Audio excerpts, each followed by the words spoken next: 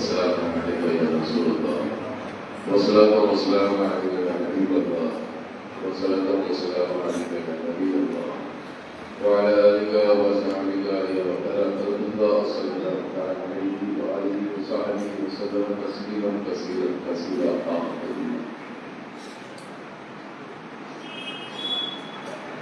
الحمد لله. رمضان المبارک اور خلوص اور خوشیوں اور مسرتوں کے ساتھ تمام عالم اسلام کے رہنے والی تمام شہری ہو یا بزرگی یا افراد بیمار ہو یا ملکی ہو بزرگی ان تماموں کو بہت بہت مبارک ہو اور اللہ تبارک و تعالی ہمیشہ جو اس ماہ مبارک کی جو رحمتیں ہیں ان کو بے شمار یہ تمام امید کی طرف ہمیشہ اللہ تبارک و تعالی نزول فرماتا رہے اور عالم انسانیت سے عالم اسلام کے تمام مومنین و مومنات و مسلمین و مسلمان پر اللہ تبارک و تعالیٰ کی ہمیشہ رحمتوں کا نزول ہو اور اس کی طرف مغفرت ہو اور اس کے ساتھ ساتھ دنیا کی پیچیدہ حالات سے گزر رہے صدموں سے غموں سے مجبوریوں سے لاچاریوں سے محتاجوں سے بلاؤں سے بیماریوں سے ظلم و ستم سے اللہ تبارک و تعالیٰ اس ماہ مبارک کے اس پہلے عشر کی برکت و رحمت سے تماموں کو دور فرمائے اور جو ماحول جنگی ماحول بن چکا جسے ہم آج سنتے ہوئے آ رہے ہیں وہ شاید ایران کے تعلق سے ہو امریکہ کے تعلق سے ہو یا عراق کے تعلق سے ہو یا مسلم ممالک ہوں یا عیسائی ممالک ہوں جو پیچیدہ حالات اور تناؤ مابین زندگی کے حالات پیدا کرنے کے جو آثار ہیں اللہ سے ہوا ہے کہ ہر ایک میں صلاح ہو جائے اصلاح ہو جائے اور جنگیں بند ہو جائیں کیونکہ اس سے صرف نقصان یہ طرفہ نہیں ہوتا سارے عالم میں انسان کا نقصان ہوتا ہے اور اکثر جنگوں میں غریب اور عام لوگ ہی مارے جاتے ہیں انہی کے گھر تباہ ہوتے ہیں انہی کی جائیداد تباہ ہوتی ہے اب آپ لوگوں نے سنا ہے کہ مسجد کی حالت معصوم منصوری اس طرح جب حالات پر گزر چکے ہیں اس طرح شریک ہوتے ہیں ہزاروں کے لوگ ہم تو صرف سن رہے ہیں کس وقت اس طرح نہیں ہو سکتے تو لہٰذا ایسے حالات جو آج کے دور میں ہر وہ کہتے ہیں نا ہر بڑی مچھلی چھوٹی مچھلی کو کھانا چاہیے اس طرح جو طاقتور ہے وہ دبانے کی کوشش کرتے ہیں تو آج ملکی ہو یا غیر ملکی ہو مسلمانوں کو بہت دبایا جا رہا تھا مگر پھر بھی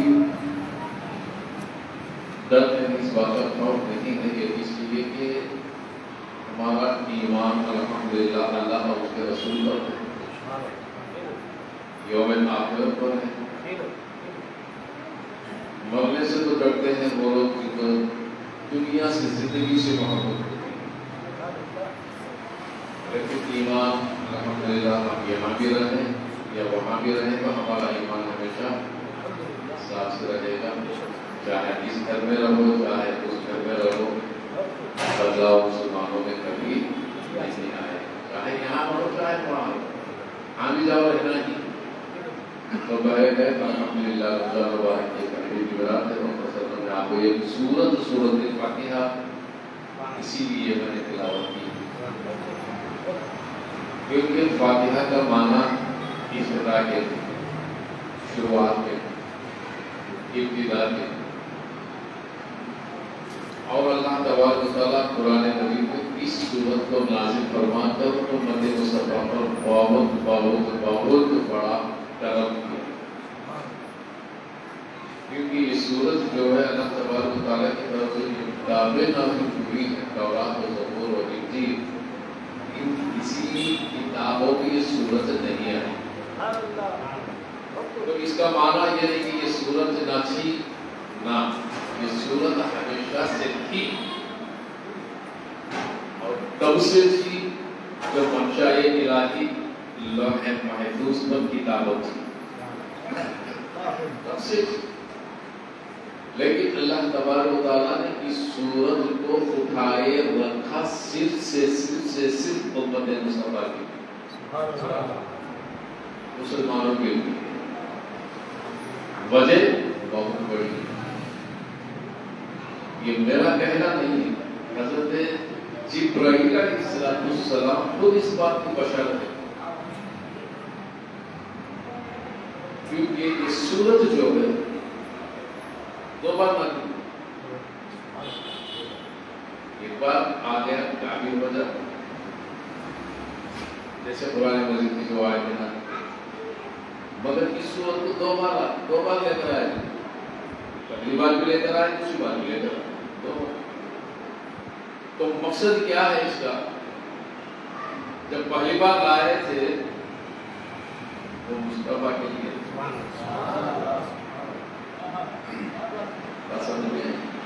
پہلی بار لائے تھے اس کے لیے تھا، مصطفیٰ کے لیے تھا، ایسا کیسے؟ ہاں نبی کے لیے تھا، اس لیے تھا، ایسا تھا۔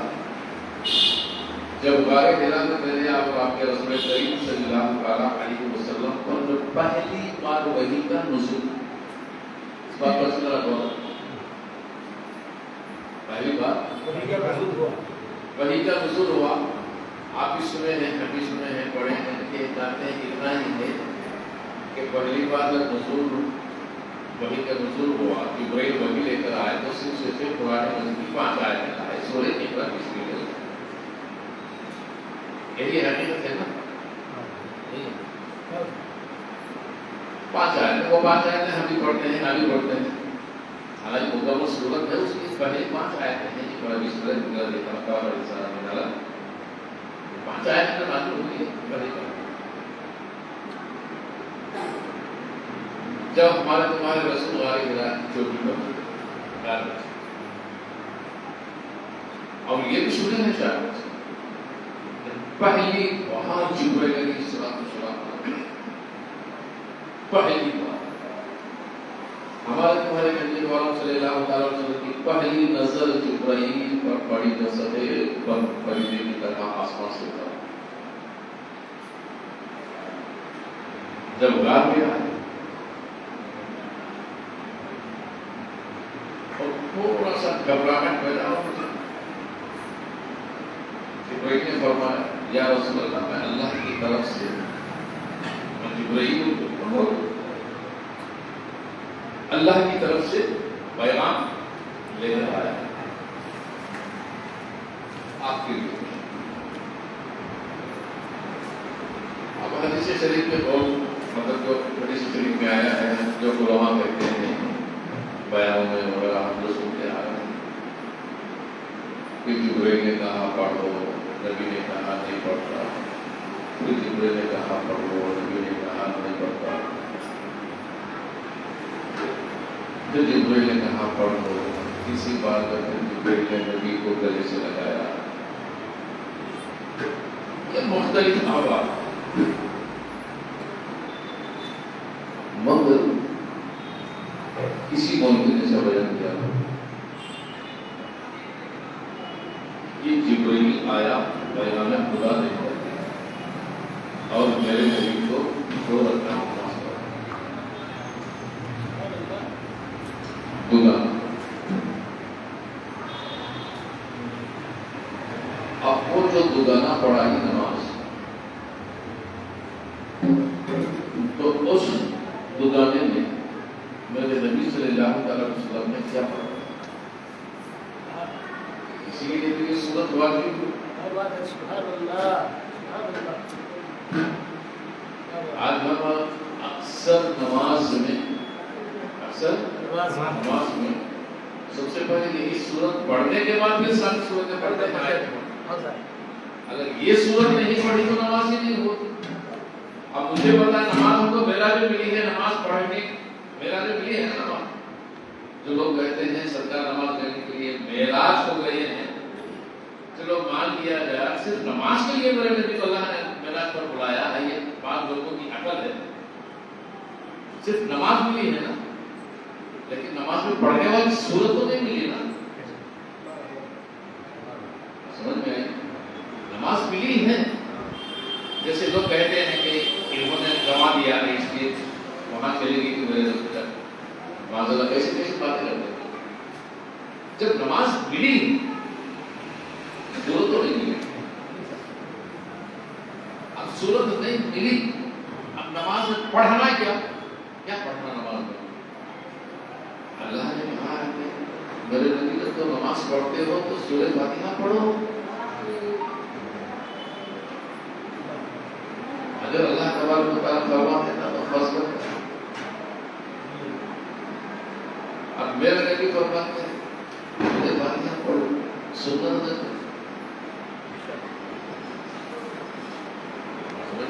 مگر یہ تو ہے واجب وہ ہوتا ہے جو اللہ کی طرف سے خاص مصطفیٰ کے لیے ہو اور مصطفیٰ اپنی امت کے لیے. اس میں حکم اس کا یہ واجب. اور قرآن مجید معجزہ اسی لیے کہے جاتے ہیں کہ سب سے پہلے قرآن مجید کی جو آیتیں ہیں اس کو کہتے ہیں آیات، یعنی نشانیاں. جب نشانیاں ہیں، آیات ہیں، تو نشانیاں ہیں تو ان نشانیوں کا اشارہ ہو. بغیر نشانی کے بغیر اشارہ آپ نشانی کہتے کس کو؟ نشانی کہتے ہیں نشانی. مثلا ابھی کرسی ہے، میں بیٹھا ہوں، میرے جانے کے بعد کہیں گے یہ صاحب کی نشانی ہے. اشارہ ہے کہ نہیں ہے؟ اشارہ ہی نہیں ہے تو نشانی کس کو؟ قرآن مجید کی الف لام میم سے والناس سے جتنے بھی آیات نازل ہوئی ہیں سارے کے ساروں کو آیات کہتے ہیں. آیات اس کا معنی اس کی طرف ہے وہ سورہ فاتحہ ہے. اس کی طرف سورہ فاتحہ الف لام میم سے والناس سارے قرآن مجید کا اصل سورہ فاتحہ.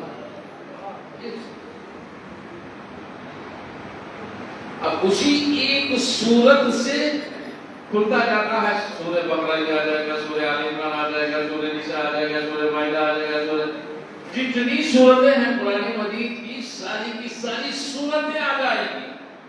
مگر صورت وہی کی وہی تھی. یہ فضیلت ہے سورۃ فاتحہ.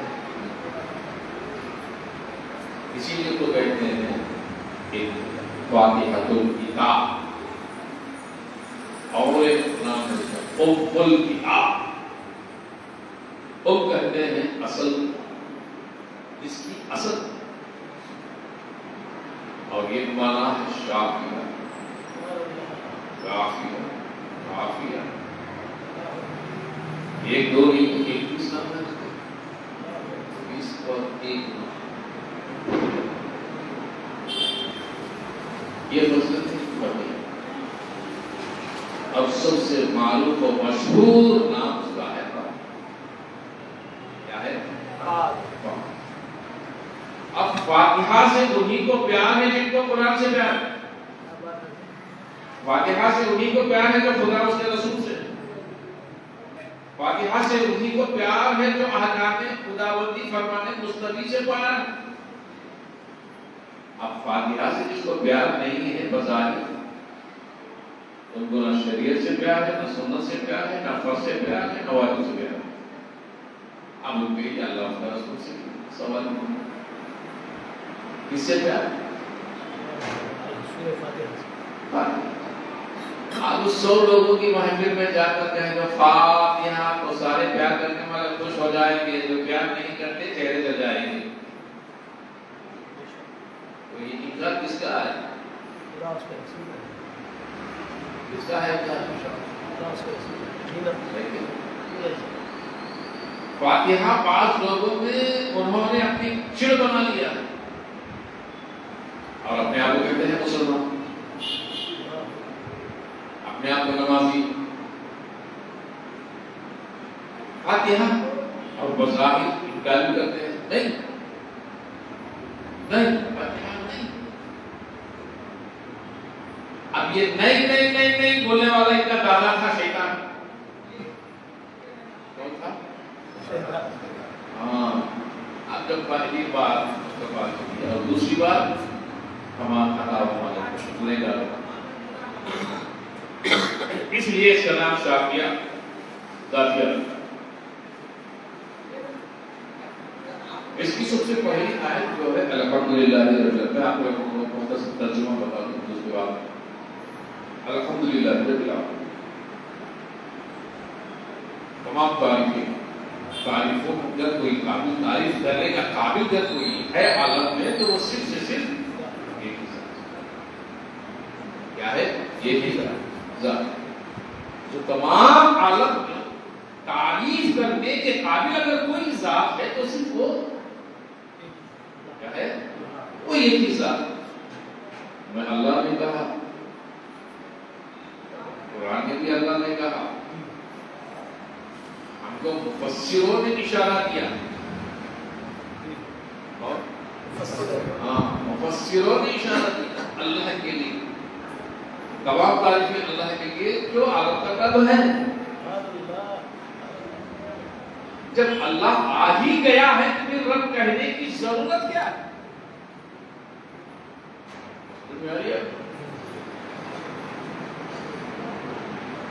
تمام عالم کا رب ہے، تمام عالم کا رب ہے تو اللہ، تو معنی یہ ہے کہ اللہ اور ہے، اللہ آ گیا ہے۔ قرآن میں نہیں ہے، کہاں نہیں ہے قرآن میں الحمدللہ رب العالمین، اس میں اللہ یہ مفسروں نے سمجھانے کے لیے ترجمہ کیا۔ الحمدللہ، اللہ کا معنی اللہ نہیں، اسی لیے تعریفوں کی ایک ہی ذات ہے جو تمام عالموں کا رب ہے۔ سمجھ گئے؟ یہ پہلی تعریف ہوئی، تو اس کے سوا تعریف کے قابل کوئی اور ذات نہیں۔ اور اس کے بعد والی آیت ہے الرحمن، وہ رحمان بھی ہے اور اب ترجمہ کر لیجیے۔ رحمان کا معنی مفسروں نے کیا ہے مہربان، رحیم کا معنی رحم کرنے والا، مہربانی رحم، مہربانی رحم۔ اب مہربانی کس پر کریں گے اور رحم کس پر کھائیں گے؟ مہربانی کے لیے، مہربانی کرنے کے لیے یا تو تنگ دست ہو یا تو اس سے کوئی غالباً خطا ہو گئی، کہیں پھنس گیا یا مجبور ہو گیا اور محتاج ہو گیا، مجبور اور محتاج ہو گیا یا تنگ دست ہو گیا۔ اب آپ مہربانی میں کچھ ہوگا، جبکہ پھنس گیا، چاہے قرض میں پھنس گیا ہو، چاہے ظلم میں پھنس گیا ہو، مہربانی تو اس کے لیے ضروری ہے زندہ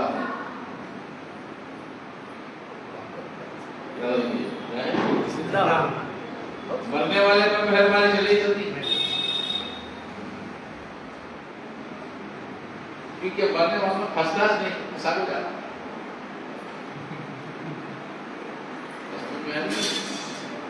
زندہ رحیم رحم کرنا۔ اب یہ وہاں کی بات، رحمت کی بات، رحم کی بات، رحیم لاچاری ہو، غریبی ہو، مفلسی ہو، یتیمی ہو، یا پر خطا ڈوبا ہوا، اب بچنے کا کوئی چارہ نہ، رحیم رحم اس وقت یہ رحیم یعنی رحمت کا رحم کرو، رحم کرو، رحم کرو۔ اب یہ رحم کے لیے صرف مرنا ہی نہیں، زندگی پر بھی ہوگا، دنیا میں بھی ہوگا اور مرنے کے بعد بھی۔ اب یہ رحمان اور رحیم یہ دو صفتوں میں ربی ہے، کتنے ہوئے صفت یہ؟ رب رحمان یہ صفت ہے۔ مالک یوم الدین، مالک یہ بھی صفت ہے، یہ بھی نام ہے مالک۔ مالک کس کو دے معلوم نہ، جس چیز کا میں مالک، جو چیز میری ہے میں اس کا مالک، بیوی میری میں اس کا مالک، شوہر میرا میں اس کی مالک، گھر میرا میں اس کا مالک، جگہ میری میں اس کا مالک، دکان میرا میں اس کا مالک۔ مگر یہاں جو بات ہے مالک یوم الدین، دین کا مالک، دین کے دل کا مالک، اب اسے صرف ترجمہ مفسروں نے کیا ہے، قیامت کے روز کا مالک۔ اب میں بات یہ سمجھانے کے لیے کیا ہے، لیکن اس سے میں ذرا اور آگے تھوڑا سا میں آپ کو بتاؤں گا۔ مالک یوم، یوم کہتے ہیں دن کو، یوم کس کو کہتے ہیں؟ دن کا مالک، اس کا مالک دن کا مالک۔ اب یہ قیامت کی مفسروں نے جو کیا ہے یہ اسی لیے دن کا مالک کیا ہے کیونکہ وہاں رات ہے نہیں، قیامت میں رات نہیں صرف دن رہتا ہے، اس لیے جہاں رات نہیں ہے وہاں دن ہوتا ہے، اس دن کا، اور وہ دن ہے قیامت۔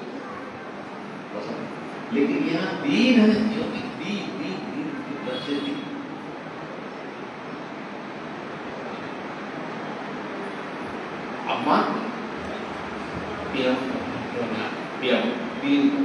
یوم آخرت کا یوم آخرت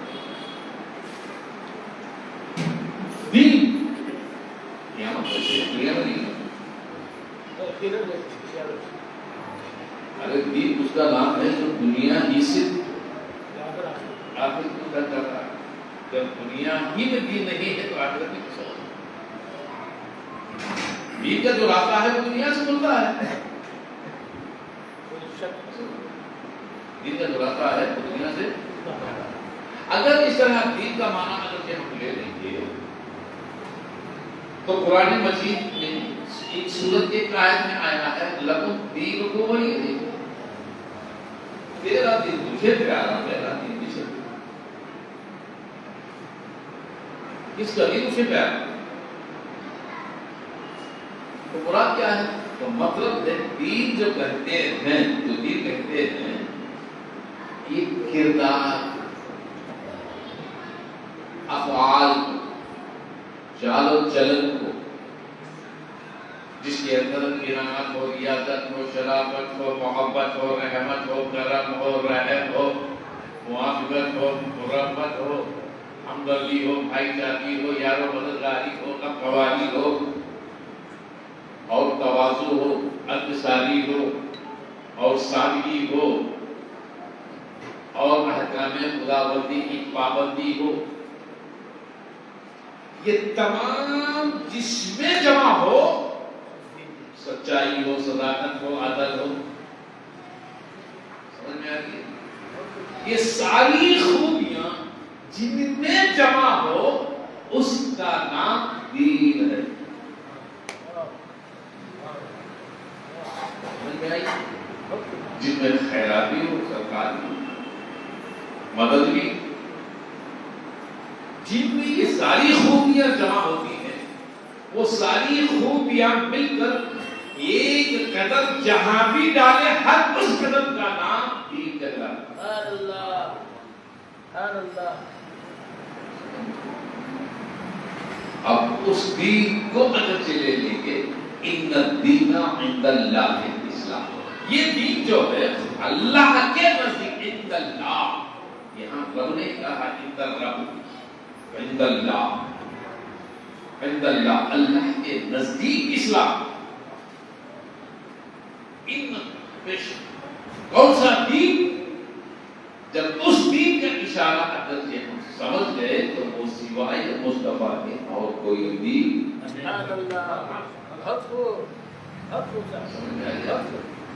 یہ دین مصطفیٰ، اس کو کیا کہتے ہیں؟ دین مصطفیٰ. جب یہ دین مصطفیٰ ہے تو اس دین کا مالک کون ہے؟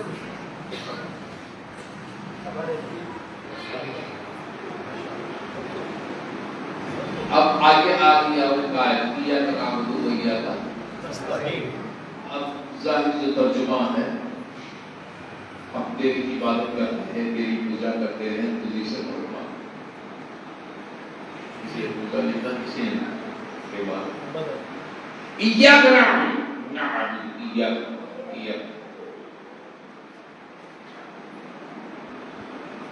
نعبد، اگر اس کو کھولیں گے زمین آسمان ہو جائے گا. ترجمہ ایاک نعبد، تو ہی ہمارا معبود، ہم تیری ہی مدد مانگتے ہیں. اب اس آیت کو یہ حوالہ دیکھو، قرآن کہتی ہے جناب تو یہ کہ وہی ہمارا رب ہے، اسی سے مدد مانگنا، کسی اور سے مدد نہیں مانگنا. دونوں کو اس کا معنی سمجھ میں آیا؟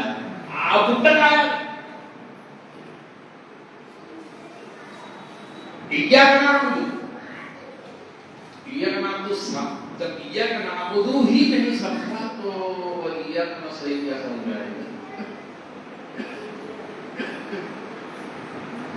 تو مفسروں نے ترجمہ کیا ہے، اس ترجمے کے ساتھ ہم ترجمہ کر رہے ہیں، لیکن حقیقت کچھ اور. ایاک نعبد، ایاک نعبد، جب یہ لفظ آتا ہے تو یہ بظاہر یہ دنیا کا لفظ نہیں ہے، یہ وہاں کا لفظ ہے جو دکھائی نہیں دیتا، جو غائباً. اور ایاک نعبد، ایاک کا معنی یہ ہے جو وہاں سے ہو کر آیا. میں بھی وہاں سے ہو کر آیا، آپ بھی وہاں سے ہو کر آئے، نہیں آئے.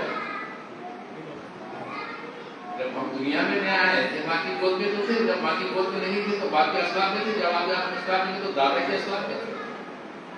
اس طرح تبدیل، اس طرح جاتے جاتے جاتے کہاں جائیں گے؟ جائیں گے وہیں پر جائیں گے نا جہاں سے آئے. یہ ذکر وہاں کا ہے، وہ ایاک نستعین، یہ ذکر یہاں یہ نسبت ہے دونوں. تو یوں سمجھیے ہم آئے تھے عرش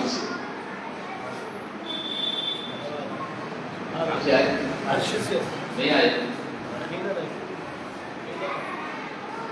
ہمارا پہلا مقام تو عرش تو تھا، پہلی منزل پہلا گھر ہمارا عرش تو تھا، نہیں تھا. اور ہمارے اندر جو روح چلتی ہے نا، یہ عرشی ہے، کیا ہے یہ عرشی کہتے ہیں. اور وہ روح بنی ہے نور سے، وہ نور بنا ہے نور مصطفیٰ سے، اور نور مصطفیٰ ہوا ہے نور خدا سے۔ اب نور خدا کہاں ہے؟ ثم استوى علی العرش پر۔ عرش پر جو خدا کا نور تھا وہ نور مصطفیٰ میں، مصطفیٰ کا جو نور تھا وہ نور روحوں میں، جو روح میں نور تھا وہ روح ہمارے میں تو آئے کہاں سے؟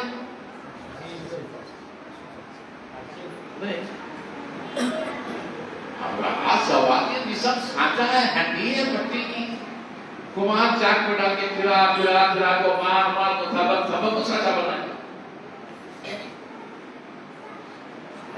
بڑے تو نہیں ہیں پھرا کو بنا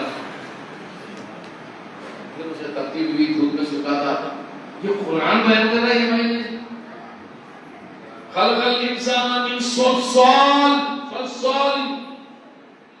تمہاری مٹی کو ایسا سانچا بنا کے تھپک کے گھما کے مار کے بھی تمہاری مٹی کے سانچے کو ہم نے دھوپ میں ٹھنڈی ٹھنڈی، وہ زیادہ تر دھوپ میں نہیں، ٹھنڈی ٹھنڈی دھوپ میں ڈھلتی ہوئی دھوپ میں اس مٹی کو سکھایا، اور کیسے سکھایا؟ ٹک ٹک ٹک، ٹھنڈی کو نہیں دیتے۔ یہ قرآن بیان کرے تمہارے جسم کو بھی خلق انسان صلصال کھنکھناتی آواز کی مٹی، ہمارے تو کیا ہے؟ آئی نا سر؟ اب اس کو ڈالا کام، وہ آئی کہاں سے؟ اور دوسرا آیا کہاں سے؟ دونوں جگہ کی قسمت ہے ہماری، یہاں کی بھی ہو ہے، اس لیے اشیر آئے تھے تو ایاک نعبد و ایاک نستعین، یہ دو کی نسبت، یہ انسان جس کے اندر روح ہے، عرشی بھی ہے اور جس میں فرشی بھی۔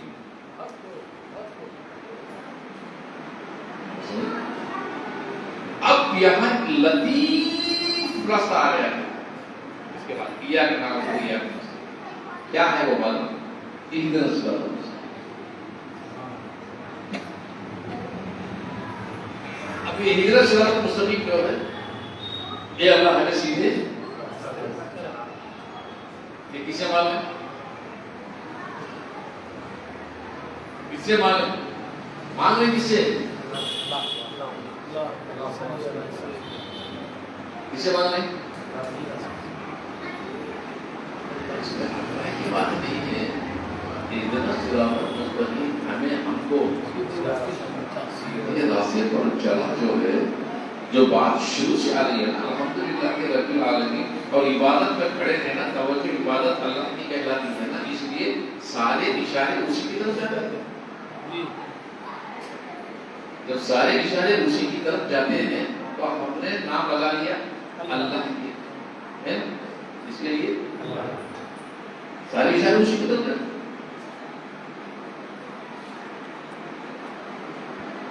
اہدنا الصراط المستقیم، سارے اشارے کسی طرف جاتے ہیں کیونکہ وہ پہلے سے الحمدللہ تمام تعلیم اللہ کے لیے تو اعلیٰ کر یہاں سے شروع ہوا، مگر وہاں سے جو شروع ہوا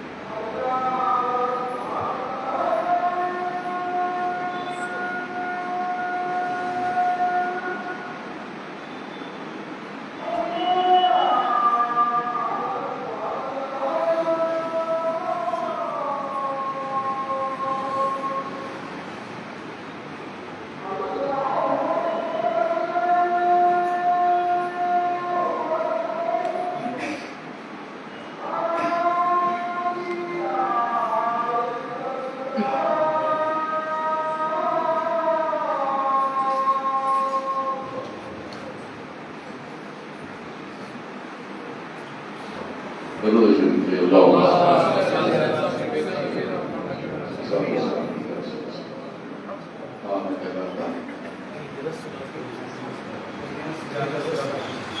ہے نا؟ اب جو ہم کہتے ہیں نماز میں سیدھے راستے پر چلا یا نماز کھڑے ہو کر پڑھتے ہیں کہ صراط المستقیم سیدھے راستے پر چلا، نماز ہمارا سیدھا راستہ نہیں ہے۔ سبحان اللہ، کیا بات ہے، سبحان اللہ، سیدھا راستہ، نماز سیدھا راستہ نہیں ہے، سیدھا راستہ۔ نماز میں کھڑے ہو پڑھتے ہیں سیدھا راستہ۔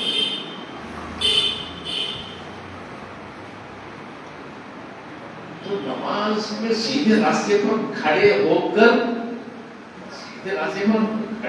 ہی کہتے ہیں سیدھے راستے پر۔ باتوں نے بات ترجمے کرتی یہ الفاظ، لیکن حقیقت یہ ہے اب ہم کو ترجمے میں کہتے ہیں اے اللہ سیدھے راستے پر چلا، لیکن یہاں بات جو میں کہہ رہا ہوں نا تو شروع ہوئی ہے نا الحمدللہ رب العالمین، اور نماز میں اسی لیے کیا ہے سارا اشارہ اسی طرف کرتا ہے، لیکن یہاں اللہ سے، کیونکہ اس صورت میں کہیں بھی اللہ کا نام نہیں ہے، صرف یہاں آئی ہیں صفتیں، کیا ہیں صفتیں۔ اب اہدنا الصراط، اہدنا یہ جمع کا صیغہ ہے، ہم ہدایت ہمارے لیے۔ اب میں کتنا نماز پڑھ رہا ہوں تو ہمارے لیے بولے تو میں ہوں اکیلا، اب یہ ہمارے لیے کا کیا مانا ہے؟ اکیلا نہیں ہے، تو پھر ہمارے لیے کا کیا مانا ہے؟ تو یہ سیدھا راستہ، لیکن حقیقت یہ ہے کہ اہدنا الصراط المستقیم کا جو مانا ہے استقامت پر ثابت۔ یہ ایک نام ہے میرے نبی، سبحان اللہ، یہ کردار مصطفیٰ کا نام، دین مصطفیٰ کا نام۔ تو ہم دین محمد اہدنا الصراط، صراط المستقیم، محمد کا راستہ، سبحان اللہ، راستہ محمد کا راستہ۔ محمد کا راستہ، کیونکہ میرے نبی کا جو نام ہے ہادی،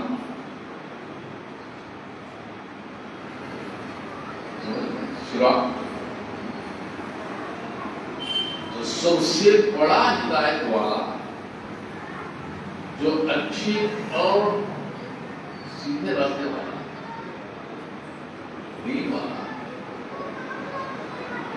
ہم کو اسی راستے اس کی جب تو اس کے اندر یہ نام اللہ کا نہیں ہے، نام کس کا ہے؟ اب میں یہ بھی کہوں گا، اب اکثر ہم نماز میں اتنا صراط اچھے راستے کی دعائیں کرتے ہیں، اب بگڑے راستے پر چلے جاتے ہیں۔ جب بگڑے راستوں سے نکلنا نہیں چاہتے تو پھر اچھے راستوں کی دعا کیوں؟ اچھے راستوں کی دعا مانگتے ہیں اور پھر بگڑے راستوں پر نکل جاتے ہیں۔ جب بگڑے راستے پر ہی رہنا ہے تو اچھے راستے پر کی دعا کی، جب دعا اچھے راستوں کی مانگتے ہیں تو پھر بگڑے راستے کی۔ سب سے بڑا دھوکہ تو ہم اپنے آپ سے دے لینا، ہم خود اپنے آپ سے دے لینا، یہ خدا کو نہیں، ہم خود اپنے آپ سے دے لینا۔ کہیں دھوکہ مسجد کو دے دے، کہیں دھوکہ عوام کو دے دے۔ اچھا، اور اس کے آگے پھر صراط الذین انعمت علیہم، ایک سوال ہے وہاں، ایک سوال ہے کیا جب اچھا راستہ، اچھے راستے پر چلنے، اچھے راستے پر استقامت کے ساتھ ثابت رہنے، دعا کر چکے ہیں، دعا کر چکے ہیں، تو پھر پتا چلا یہاں اللہ نہیں بولا، جبرائیل نہیں بولے، پتا چلا خود کو۔ راستے تو بہت سارے ہیں، راستے تو بہت سارے ہیں، مگر کہیں ایسا نہ ہو کسی بادشاہ کا راستہ جن پر تیرا انعام، جن پر تیرا انعام حوالے اسی پر بات کو فقط بڑھ رہا۔ اب جن پر تیرا انعام ہے، اب قرآن مجید کی ایک اور آیت کا حوالہ مل جاتا ہے جس میں ہے انعم اللہ علیہ من النبیین والصدیقین والصالحین والشاہدین والصالحین۔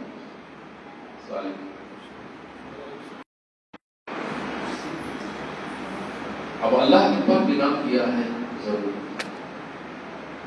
تو یہ ان کو چھوڑ دیں گے تو بقیہ جتنے بھی ہیں تو کیا ان پر انعام نہیں ہے؟ سمجھنے والی بات ہے، اللہ کے نام ہے ان پر، وہ تو انعام کے لیے چنے ہی گئے ہیں۔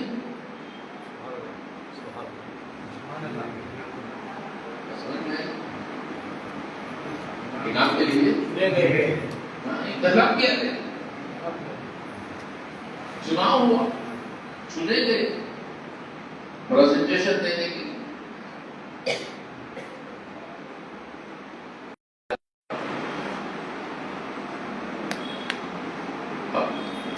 کرکٹ میں تو کتنے کھیلنے والے ہوتے ہیں، بہت سارے ہوتے ہیں، اگر کوئی جیت گیا تو انعام ایک کچھ ملتا ہے، سب کو ملتا نہیں ملتا، کس کو کیپٹن کس ملتا ہے، جیسا حال کھیل میں بھی دے گا کیپٹن کچھ ملتا نہیں، سب بھی اس کو برابر کھیلے ہوتے اور ملتا کسے، جب یہ تو ملے گا انہیں ایک ہی جگہ تھا، مگر جس ملک کا رہتا وہ ملک کا نام آتا کہ ملک جیت گیا نہیں۔ یقیناً ایسا اب اس میں ہندوستان پاکستان کا میچ ہوا، کون جیت گیا؟ کیپٹن جیت گیا، پاکستان جیت گیا، یا ہندوستان جیتا ہے، ہندوستان کیپٹن جیت گیا۔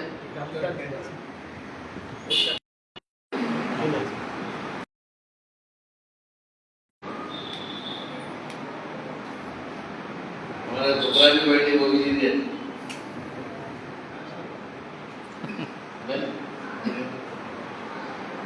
پتا نہیں ہوتا ایسا، اس کو کہتے ہیں انعام۔ کیا کہتے ہیں؟ انعام۔ نبیوں پہ اس لیے انعام ہے کہ اللہ نبی کو انعام دیتا ہے تو نبی کی امت، نبی کی قوم جتنی بھی ہے سب انعام یافتہ ہے۔ صدیق کو دیتا ہے تو صداقت جتنوں میں ہے سب انعام یافتہ ہے۔ شہید کو یہ انعام دیتا ہے کہ جتنے شہید کی طرف سے شہداء ہیں یہ سب انعام یافتہ ہیں۔ صالحین یعنی مومن یا ولی انعام اس لیے دیتا ہے جتنے اولیاء کے طرفدار و محبت والے ہیں یہ سب انعام یافتہ ہیں۔ یہ سمجھانا ہے، یہ سب کیا ہے؟ انعام یافتہ۔ اب ان انعام یافتہ میں غیر انعام بھی گھس جاتے ہیں تو وہ انعام بھی آ جاتا ہے، انعام بھی آ جاتا ہے۔ انعام یافتہ لوگوں میں، وہ محفل میں، ان لوگوں میں یا اس ملک میں یا اس گھر میں یا اس گلی میں جو انعام یافتہ ہو، غیر انعام یافتہ بھی چلے جاتے ہیں تو وہ بھی انعام یافتہ ہو جاتے ہیں۔ سبحان اللہ۔ اسی لیے میں نے رسول کریم صلی اللہ علیہ وسلم کی حدیث شریف میں کہا اللہ اور اس کے رسول یا ذکر صالحین ہوتا ہے تو وہاں فرشتوں کا نزول اسی لیے تو ہوتا ہے. یہ فرشتوں کا نزول اسی لیے تو ہوتا ہے. اور جتنے ہیں اس محفل میں یہ سارے کے سارے انعام یافتہ. جتنے محفل کے دور ہیں وہ بھی انعام یافتہ. جتنے بھی محفل کے راستے سے آتے جاتے گزرتے ہیں وہ بھی. یہ حدیث اور اس کے آگے ایک مرتبہ ایک اور آ گیا غیر المغضوب علیہم. یہ دو باتیں غیر المغضوب علیہم جن پر تیرا غضب ہوا, جن پر تیرا غضب ہوا اور جن کو تو گمراہ کر دیا.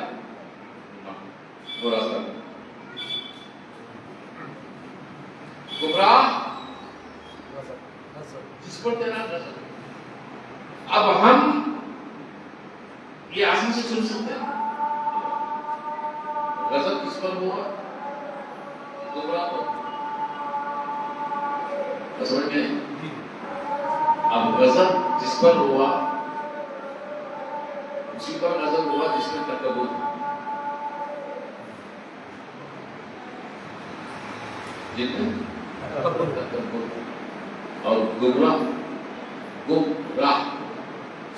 وہی ہوا جس میں انانیت تھی. تکبر اور انانیت کا معنی تکبر. اب یہ دو چیزوں سے جو خالی ہے یہ انانیت جن میں تکبر نہیں اور جن میں گمراہی نہیں. یہ دو چیزوں سے جو خالی ہے, یہ دو چیزوں سے خالی ہونا, یہ دو چیزوں سے جو خالی ہے وہ سارے کے سارے انعام سارے کے سارے. ہاں اسی لیے بادلہ میں تکبر فخر کو توڑا جاتا ہے. اس سے جہاں فخر اور تکبر ٹوٹتی ہے اس کا نام ہے خانقاہ. سادگی پیدا. یہ دو چیزوں کو تکبر کو اور انانیت میں بڑا یہ دو چیزیں ختم ہو گئے انعام. اب یہ دو چیزوں کے بغیر جو بھی ہے وہ اللہ والا بھی ہے, اللہ کے رسول والا بھی ہے اور دین والا بھی ہے, دین کا. اب جو ابتدا سے لے کر آخر تک جو آیا یہ میرے رسول کریم صلی اللہ علیہ وسلم کی ہو تصویر کا تصویر کا یہ ساری تصویر اور اس تصویر کے رخ کو اپنے سینے میں جما لو اور تصور لاؤ, عبادت میں کھڑو تو وہ عبادت خدا کی ہو جائے. تو رمضان المبارک کا مہینہ ہے, خیر و برکت کا مہینہ, خیر و صدقات کا مہینہ, شر و بلا ختم ہونے کا مہینہ. اللہ تبارک و تعالیٰ مومنوں کی رحمت برکت عصمت والا مہینہ تھا تاکہ یہ دو چیزیں ختم کرو اور اس طرح جتنا چاہے اتنا عبادتوں میں کار خیر میں خوش کردار میں لگتا. الحمدللہ اللہ سے دعا ہے کہ اللہ تبارک و تعالیٰ اس ماہ کی برکت سے ہمارے سب کے گناہوں معاف فرما دو اور بار بار ہر سال ہم کو یہ مہینہ نصیب فرما. تیرے حبیب صلی اللہ علیہ وسلم کے راستے پر آمین فرما. وآخر دعوانا الحمدللہ.